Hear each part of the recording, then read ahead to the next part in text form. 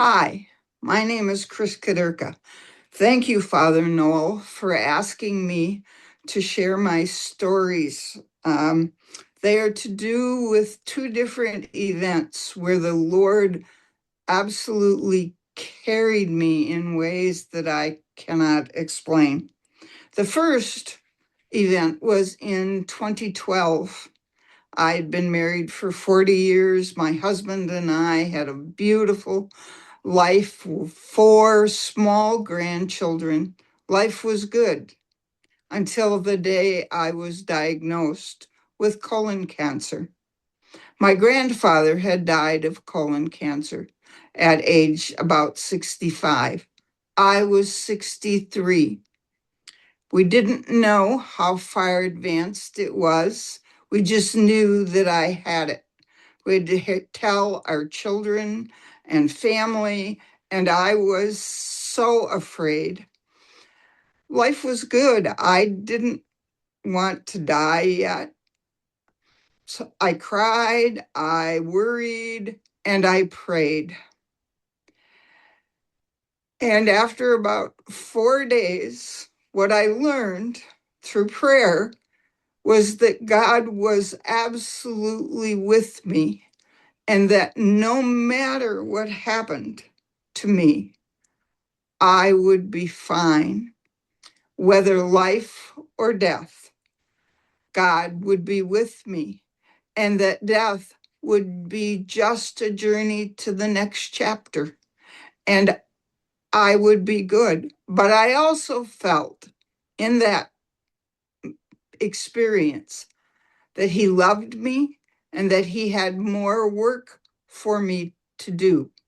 So I quit crying and I waited in patience for the doctors to figure out how to treat me.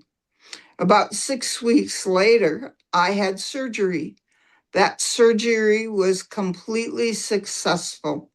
I did not need chemotherapy or radiation. The cancer was gone, and God gave me new work to do. It was at that point that I truly surrendered to God and started just doing what He gave me to do. I volunteered, I did things. My husband and I had wonderful years together.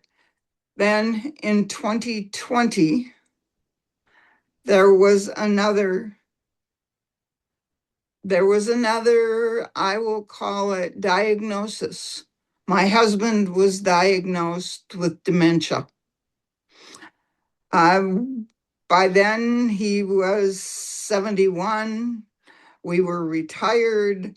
The kids were older, and his memory was going. So I prayed again, and I asked the Lord to carry me as I cared for him, as his memory failed and his ability to walk started to be constrained. He would fall, he had trouble swallowing. And so the Lord did.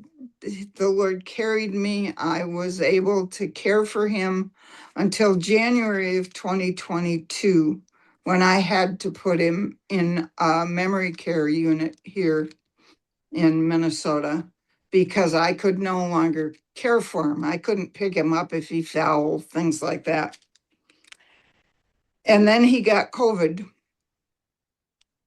and he died, and his death was peaceful, and the Lord was with us.